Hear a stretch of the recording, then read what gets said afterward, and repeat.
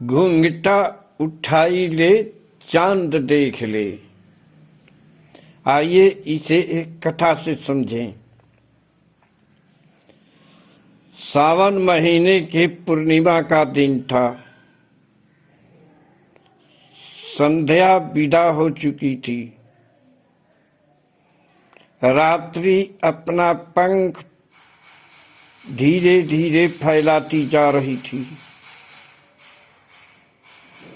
आसमान में चांद पूरे सैलाब के साथ चमक रहा था और धरती पर अमृत के रूप में अपनी चांदनी बरसा रहा था। लेकिन कभी कभी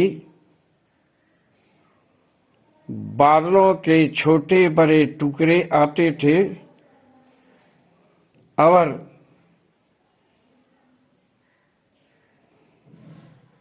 उसे घूंघटा की तरह ढक लेते थे। जब चांद बादलों के घूंघट में छिप जाता था तो चांदनी धरती पर लुप्त हो जाती थी और अंधकार छा जाता था। नदी के किनारे एक आश्रम था। उस आश्रम के थोड़ी दूर पर एक स्फटिक शिला पर बैठकर एक व्यक्ति यह सब दृश्य देख रहा था। जब चांद चमकता था और चांदनी धरती पर अमृत की तरह बरसने लगती थी तो वह बहुत आनंदित होता था। लेकिन जब चांद बादलों के घूंघट में छिप जाता था और अंधेरा हो जाता था तो वह मायूसी अनुभव करने लगता था। घंटों वह इस दृश्य को देखता रह गया। आश्रम के संत की नजर उस व्यक्ति पर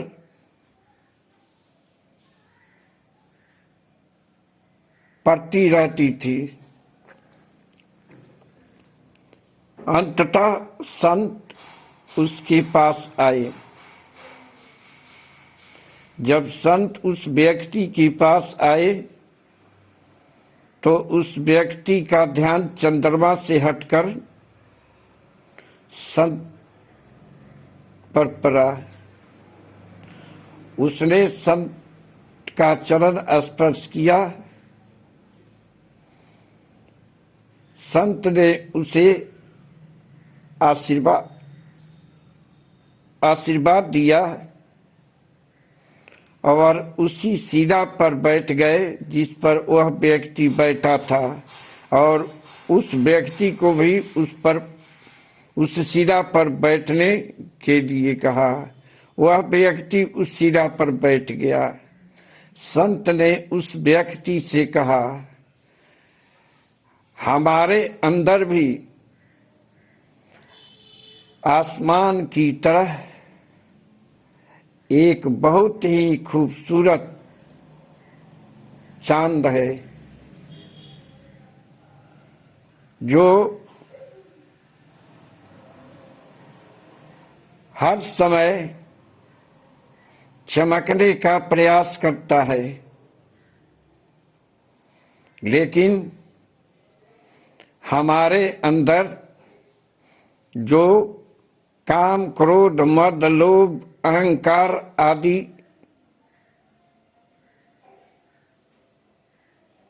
हैं, उसके घूंघट में हमारे अंदर का चांद छिपा हुआ है।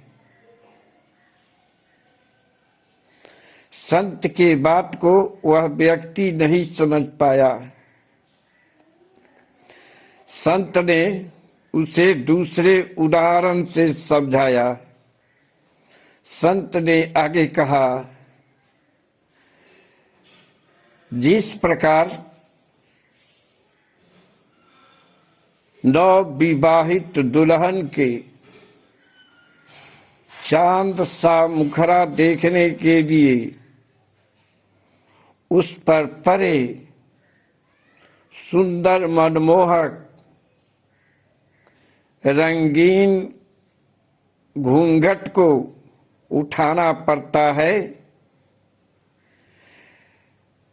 तब हम उसके चांद से मुखरे को देख पाते हैं।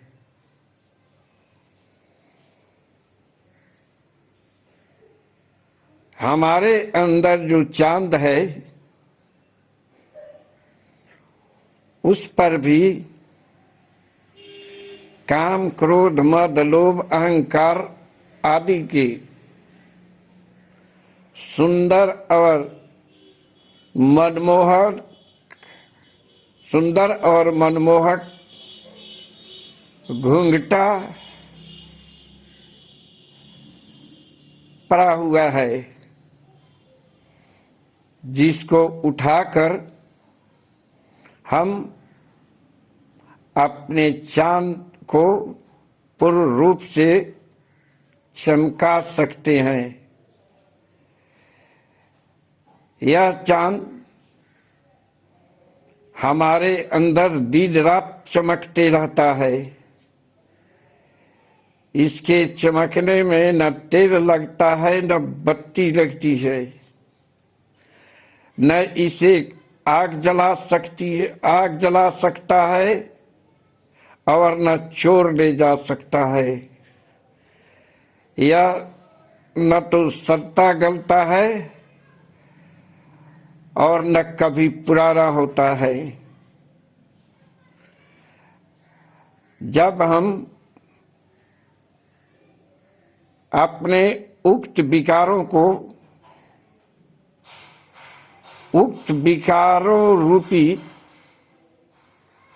घूंघटा को हटा देते हैं, तो वह चांद हमारे अंदर जो स्थित है चमकने लगता है।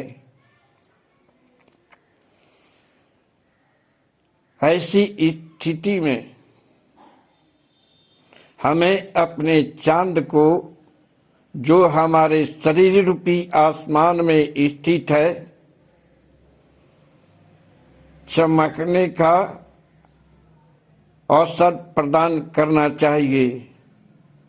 इसके लिए उक्त विकारों को हटाकर ध्यान करना चाहिए। ध्यान करने पर वह चांद हमारे शरीर रूपी आकाश में पूर्णिमा की चांद की तरह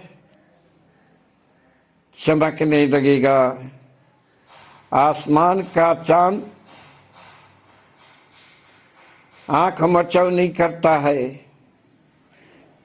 कभी उदय होता है तो कभी नहीं होता है, लेकिन हमारे अंदर जो चांद है वह दिन रात हमेशा चमकता रहता है। अतः आप भी अपने जीवन में सुख, शांति और खुशहाली लाना चाहते हैं तो अपने अंदर के चांद को चमकाने का प्रयास कीजिए। मैं हूँ शत्रुघ्न तिवारी।